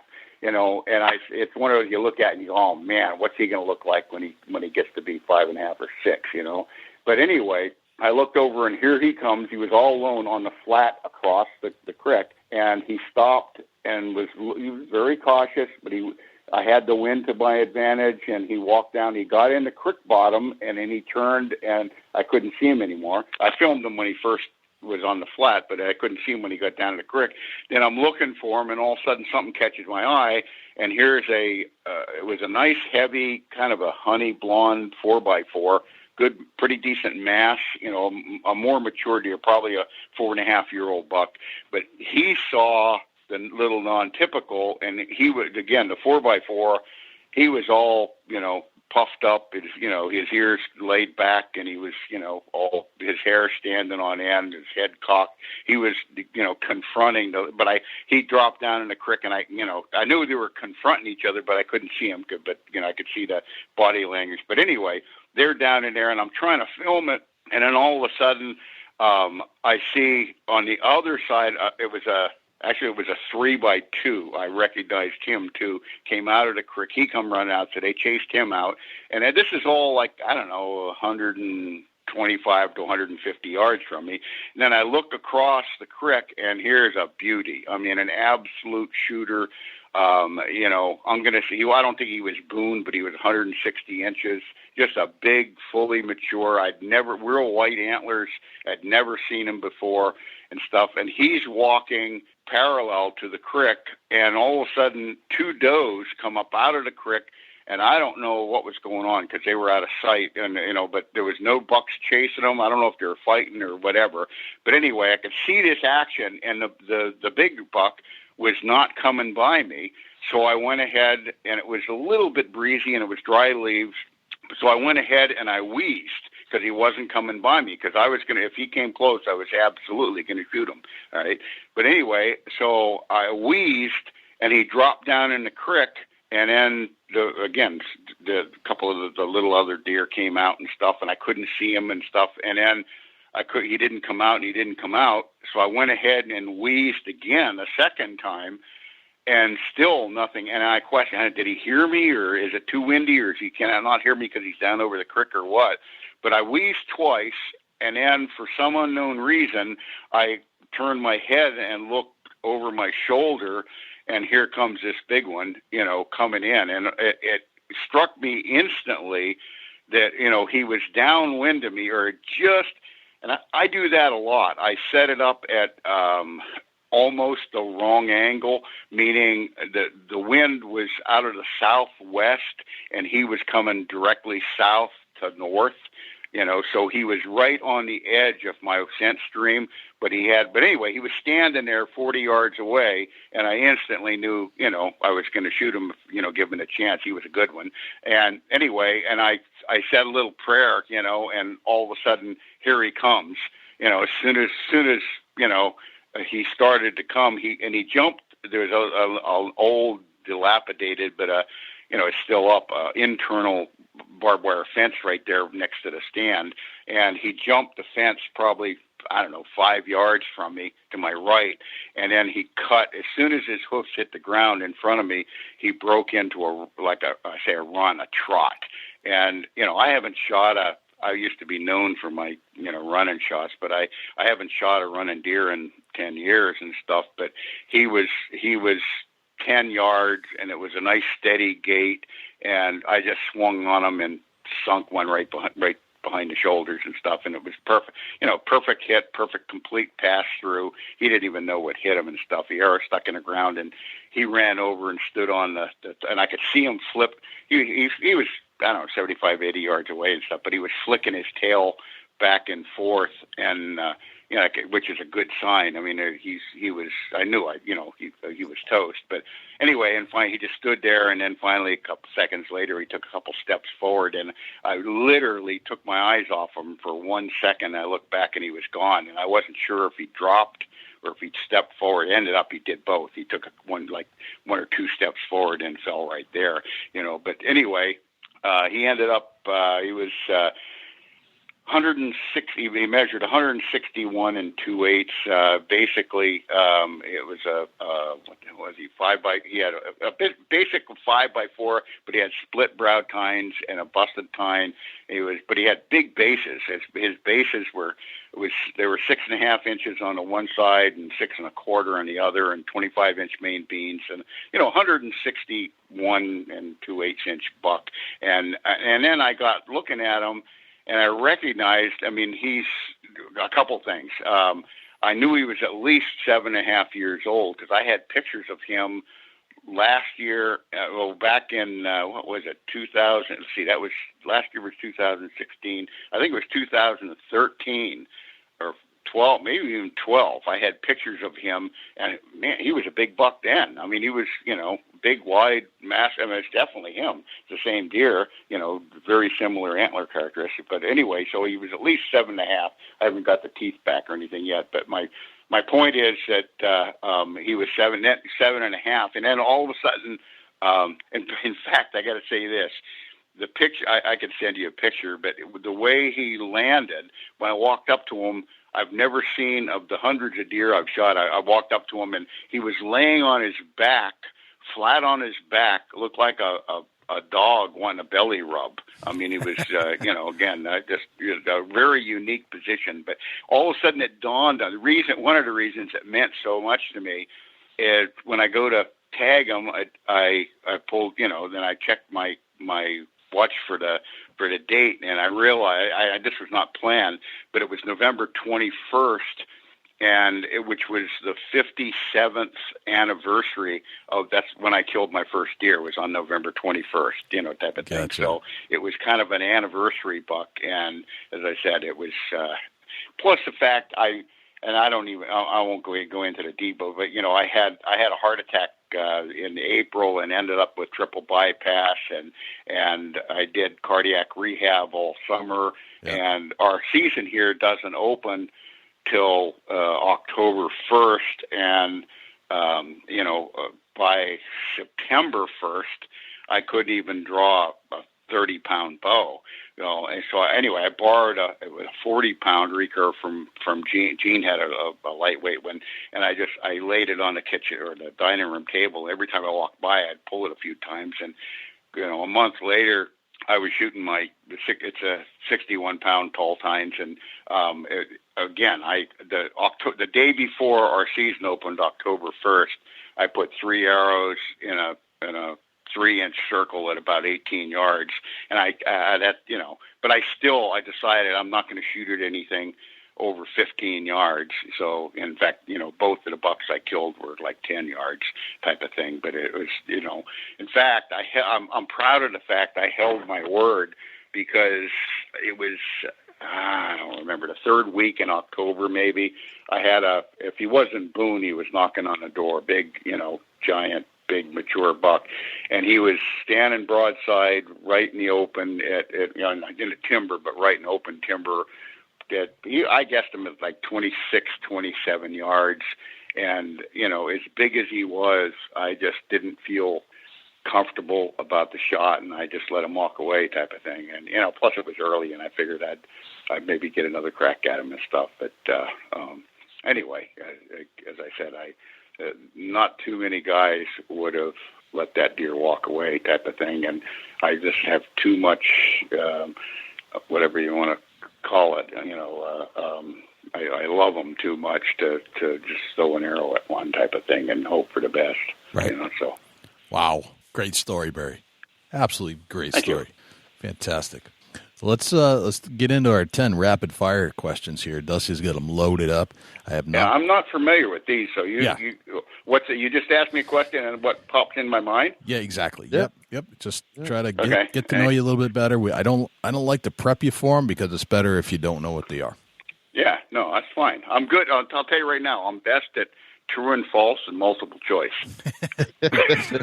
Okay, good to know. All right, Barry, let's get one more. No, go ahead. What's your best hunting tip? My best hunting tip? Yep, your number one hunting tip. Probably spend time in the woods. The practical application.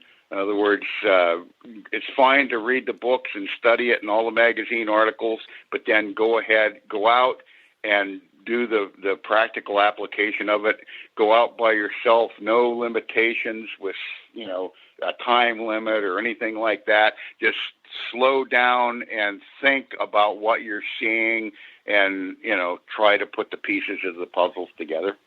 Other than your bow, what's one thing you can't hunt without? I really like my binoculars. And it's not that I need them, but I enjoy them, meaning if I see a buck at 50 yards, I like to look at his eyelashes,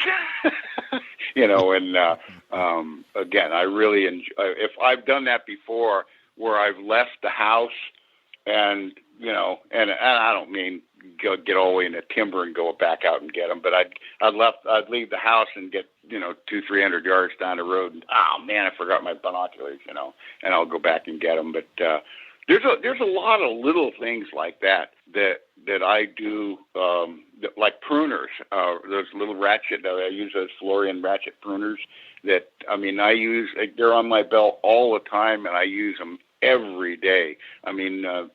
All year long, not just when I'm hunting and stuff, so that's another, tool that I use all the time and stuff, but anyway, next question. What's your biggest pet peeve in life? Probably having to go back for something I forgot when, I'm on the way somewhere, in other words, I try to plan everything systematic so that I don't need, I know guys that they're constantly forgetting. In fact, that brings just a quick story. But when we were guiding whitetail hunters, there was one guy who's from St. Louis, and at the end of his hunt, we had to go back through the woods, and we picked up seven articles that he had left in the woods on the bottom, binoculars and cameras and, range finders and releases. And he'd lay them at the base of his tree and walk away and forget them, but anyway, I'm saying is if I leave the house and, get a mile down the road and something, I've never really forgotten my bow, but I know guys that have, but in other words, having to go back to get something that's needed really bothers me because then I'm running late. I couldn't agree with that more. I might miss something. Go ahead. Right. Barry, how old are you today? 72, October 6th, 44, class of 62 rules. So graduated from high school in 62. But anyway, yeah, I was 72 in the last October. Barry, what would the 72-year-old Barry say today to the 30-year-old Barry, knowing what you know today?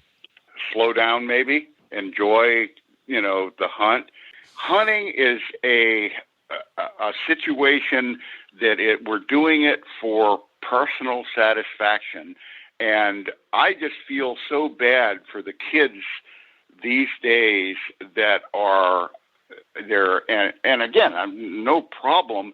But for example, a kid that's an avid football player, knowing that, no matter how much you love football, if he'll play it in sandlot ball, then he'll play it in high school, and if he's really good, he might play it in college. If he's really good, he might go in the NFL. But no matter how good you are, by the time you turn 35, you got to wrap her up. And I mean, how would I feel loving hunting like I do to have somebody say, oh yeah, by the way, when you turn 35, you're going to have to become a spectator, and as I said, it's just one of those deals that they, unfortunately, a lot of the young kids these days, they want to be great, but they don't want to practice. They want to be Michael Jordan, but they don't want to have to shoot hoops and practice and all this stuff, type of thing. And I'm saying that the more you're out there, the more you're going to enjoy it, and the more, self-satisfaction you're going to get out of it. But as I said, I think if a younger guy slows down on, his everyday behind the house hunting type of thing, but in the same respect, don't put off, the hunting when you're able to do it. In other words, if you're financially able to go on moose hunts and sheep hunts and caribou hunts and elk hunting, if you want to go in the physical, strenuous type of hunts, that's when you need to do it. And I'm saying, you don't put your family on the back burner. I'm talking about if you're able to do that, don't put it off. I'll get, wait till the kids get out of school, and then, wait till they get out of college, and, he's just starting to, in other words, you put it off and put it off, put it off. Next thing you know, you're an old guy, So anyway, been there, done that. Oh, sure. You meet a stranger in the hotel lobby or in the elevator. They ask what you do for a living. What do you say? I don't know.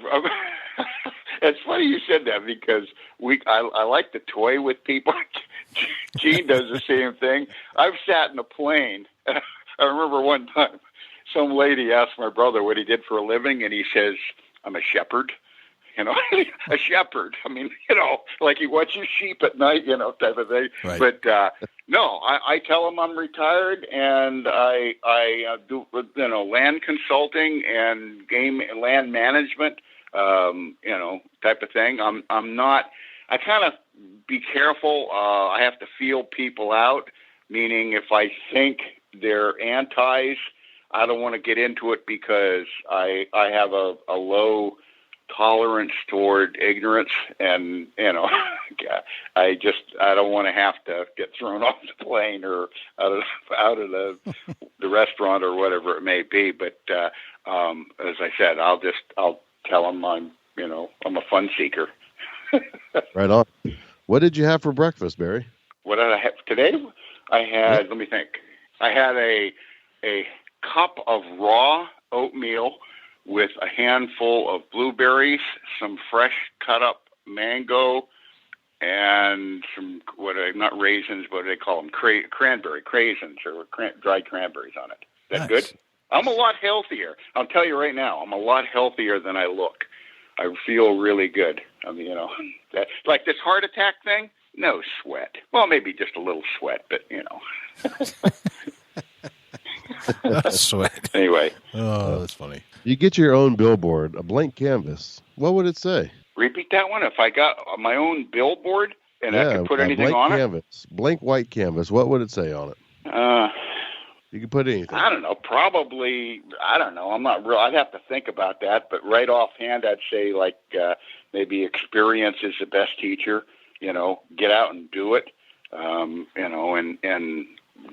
use your common sense and logic and think about, but do the practical application. You'll learn more doing it. I remember when I was a little kid, going, you read about the history, and then you go on a class trip to the Smithsonian, and you learn more in one day, on a field trip to the Smithsonian than you do in a year of listening and, at the schoolwork and stuff, So anyway, experience, is the best teacher.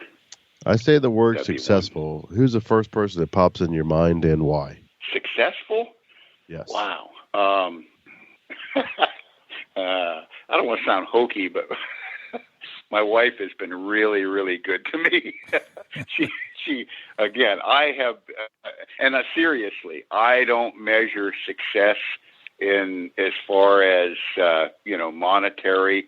I believe that, everybody, I don't even know if it's right, but I believe everybody's been put on this earth for a purpose, and but it's a accumulation of a bunch of people, and basically my family has allowed me to do some of the things that I've done. But I know, I say success. I know some people that have been unbelievable. I think success, as far as whatever you want to say, okay, here example, Jack Nicklaus. Jack is been a friend of ours for years. Gene and I, we guided the Nicklaus family for, I don't remember, 6, 7, 8 years in Montana, got to know them, went to Africa with them, et cetera. And I know, here's Jack, who is, one of the world's best, if not the best golfer in the world, but he also is a family man, and hanging around him, I've seen, the decisions that he has to make. And one of them is being, in other words, being able to decide, do I do this, or am I interrupting my family life? And, should I just not do this, and so forth? And I got to admit, as I said, it doesn't make any difference. I mean, how much money, he is worth. He's earned every cent of it, and he's done it without stepping on very many toes. I'm sure, again, that there's been some in the that wouldn't agree with me, but I've been around the guy many, many times that I was impressed. I mean, he's a giving person, honest, sincere, and, really knowledgeable. I do admire him a lot and stuff, but anyway, but again, that's just one of many. Right on, for sure. What's a day in your life look like?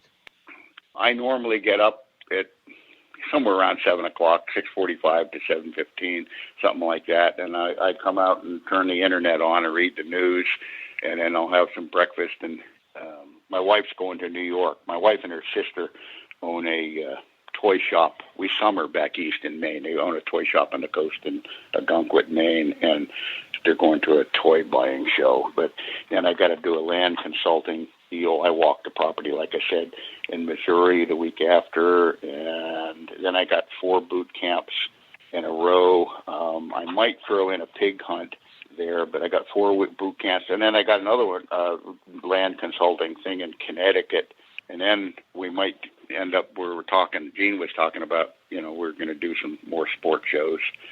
Other than that, I do a lot of tweaking on stands. I live, right in the timber, or right next to the timber, Anyway, and I go to bed at, 10:30 or something like that, and back to the grind. What's a hunting day in your life look like? I am hardcore. It kind of depends on the time of the year, meaning our season.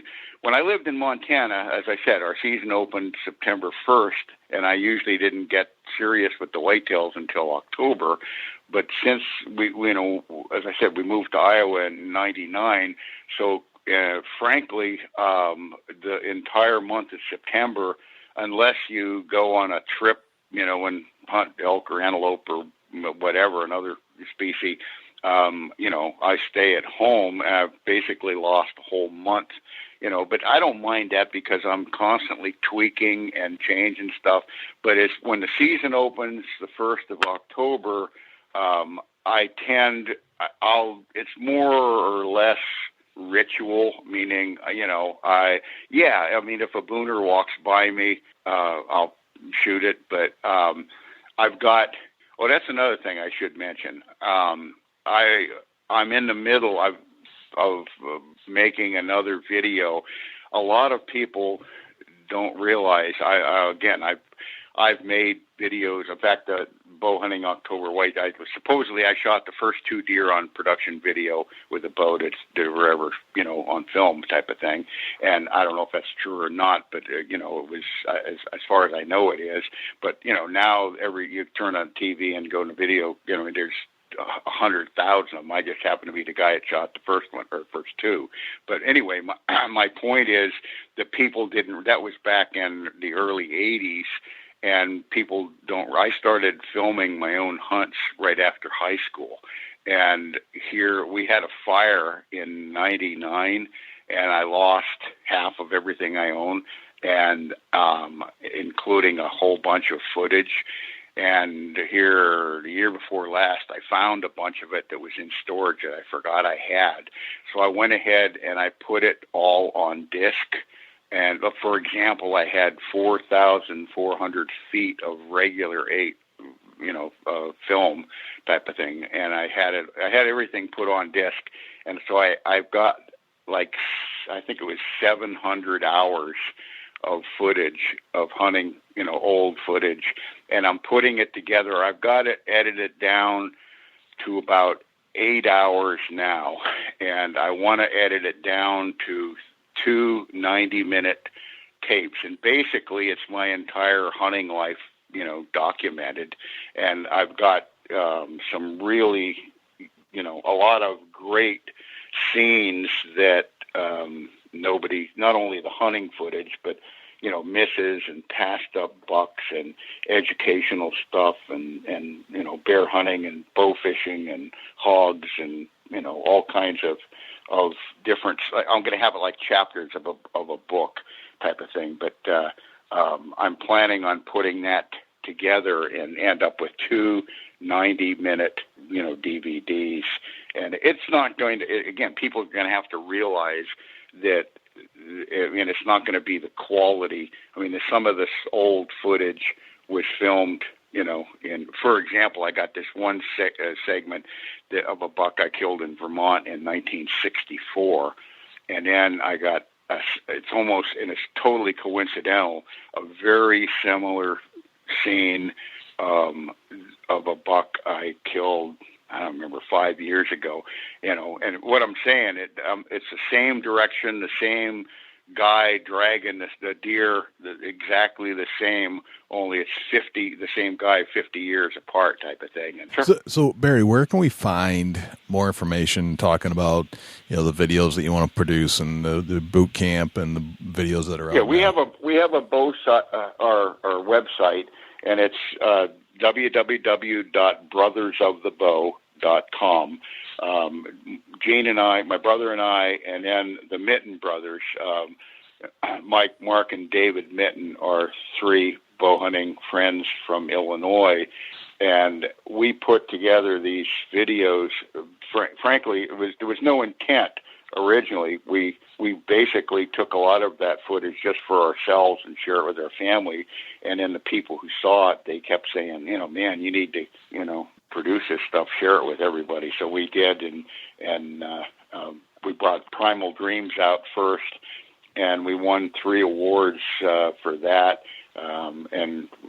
Which we beat out National Geographic. In fact, it was funny because I had some guy order one, and he called me, and he said, "Who are you guys?" And I said, "What do you mean?" And he says, "I'm a cameraman for National Geographic for 18 years. He says, this is good stuff, so which is a really good compliment for, somebody who's a cameraman for Nat Geo for 18 years. Oh, yeah. But anyway, we got the videos and we got books. It's a lot of free reading on the website, Brothers of the Bow. We got free, reading, chapters from different books and video clips, trailers, and you can, artwork, again, there's the information. The boot camps I scheduled. Actually, what's on the internet on our website is I planned on having 3 of them this year, and I sold out within 2 days. And then I went ahead. I had a waiting list of a couple dozen guys, so I went ahead and scheduled a 4th one, and that sold out the first day. So I can only take 15. The host lodge where I rent this beautiful lodge, and it only has 15 beds. So I limit my attendees to 15 per session. But as I said, I'm getting up in years, and I'm forced. Well, I say last year I had 3 scheduled. I did the first 2, and then the night after the second one is when I had the heart attack. Those young guys ran me into the ground. Gotcha. But anyway, so I had to have one this year to rebook the guys that I had to cancel on last year. So I thought I'll have 2 more too, and that they all filled up instantly. So I've sold out for every year type. I know I hardly ever even advertise, but they're very popular because apparently they work, and it's a great time, and the price hasn't gone up in 13 years, and it's, as I said, it includes 3 days and a beautiful lodge and 11 full cooked meals and home cooked meals type of thing. So it's a very good deal, and everybody raves about them. So all that info is on the website and stuff. But just to say, brothersofthebow.com. Very cool. Very, very cool.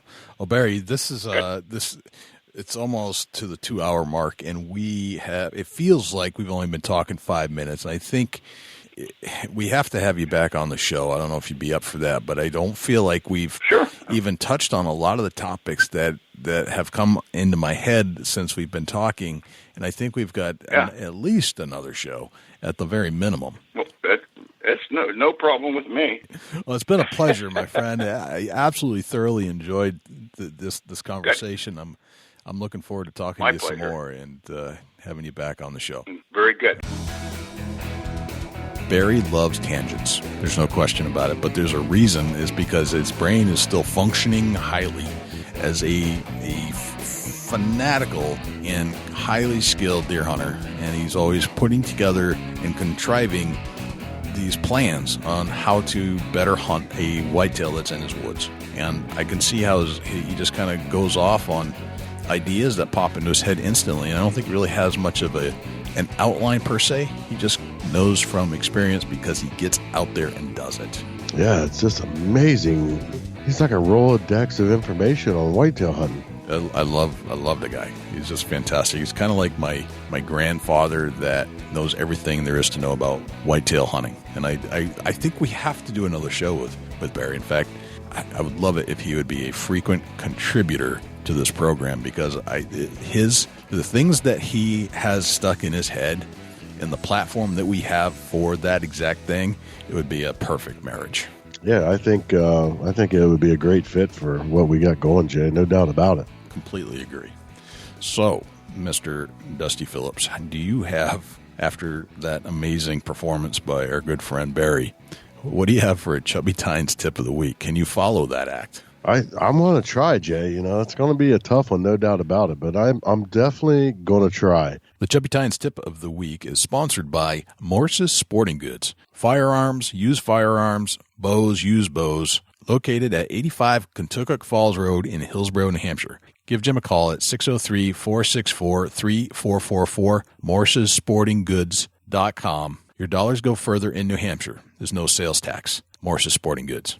I'm going to talk a little bit about hinge cutting trees, and now is the time. Spring right around the corner. We're going to get into some habitat management, get your woods set up a little better. And if you're going to hinge cut, and you've been thinking about hinge cutting a few trees to make a few beds and maybe to direct the deer in a different direction, do some research on it. Get on YouTube and watch a guy's hinge cut trees. That way, when you go out there, you're not just whacking trees and not knowing the process or the method. Take your time, do your research on hinge cutting, and do it right. Do it once, and you'll reap the benefits for years to come. It's a great idea. I'm fascinated with hinge cutting now. We've heard this a few times. Barry mentioned it. You've talked about it. We've talked about it in some other shows. I'm just fascinated with the whole concept. So yeah, it takes a little bit of skill with your chainsaw, but once you figure it out and you educate yourself about the process, you'll get it down pat. And next thing you know, you're like an arborist out in the woods. That's very cool. Cheers to the milestones that this show has set, and thanks to everybody that has listened to the show. I mean, it just still blows my mind. We're sitting in the middle of these amazing, talented, diehard deer hunting fans and contributors to the show, and we're right in the middle of it, and there's no place I'd rather be. It's fantastic being right here, and we're just going to keep pushing that record button and keep putting these things out so everybody else can keep listening as well. You know, if you're that guy that's got one incredible story and you just feel like you're the average Joe and you don't think that you could do a podcast, get with me. Get with me, Jay, Jim. Shoot us an email, Dusty at Big Buck Registry. Talk with me about it. We'll get comfortable. We'll become like friends. I'll call you. We'll have a conversation. And if you got that great story and you're just a little hesitant about reaching out, do it. Reach out to us. Yeah, that's the fact. I mean, we love deer stories, and we love finding people that can deliver that story in such a way that we can share the little details of how you did it to pass it along to everybody else so that they can use a little bit of that too. Dusty, when we're not hanging out here chit-chatting about deer hunting, where can we find you when you're outside of the studios? Shoot me an email, Dusty at BigBuckRegistry.com. I will try to respond to every email I receive. Look me up on Facebook, Chubby Tines Outdoors, at Chasing Antler on Instagram and Twitter. Jay, where can people reach out to you when you're not hanging out on the mic here in the studios? Best place is, as usual, the email. The email is the best place. Jay at BigBuckRegistry.com. If you would like to donate to the show and become a patron of the show because you enjoy listening to the content that we provide, we could always use the help. And here's how you do that. Go to BigBuckRegistry.com/pledge, PLEDGE. And all the instructions will be right there. It's our Patreon page, and there are all kinds of ways to participate in keeping this show alive. We need your help. Also, if you'd like to check out our Facebook page or any of our social media, it's very easy. We're on Facebook, Twitter, YouTube, and Instagram. BigBuckRegistry.com/Facebook. And everything follows suit. So BigBuckRegistry.com/whatever the social media platform is. That's how you're going to find us. If you're listening to the show, the number one place to listen to this is on iTunes. But there are other places. You can listen to it on iHeartRadio. You can listen to the show on Stitcher. You can now listen to the show on YouTube. We create a video of every single show. Listen to the show in its entirety simply by going to our YouTube channel. And that's BigBuckRegistry.com/YouTube. Other than that, you can always give us a call, 724-613-2825, and leave us a voicemail. And I think that's pretty much everywhere the Big Buck Registry is at.